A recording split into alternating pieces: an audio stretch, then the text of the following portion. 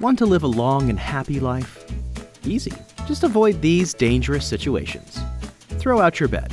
Falling out of bed kills 450 people annually. Of course, always watch what you eat. And eat from. Never use a vending machine or even stand close to one. They kill 13 people a year. And ants? They cause 30 deaths per year. So if you see ants, run. But not too fast. 6 runners die per year during races.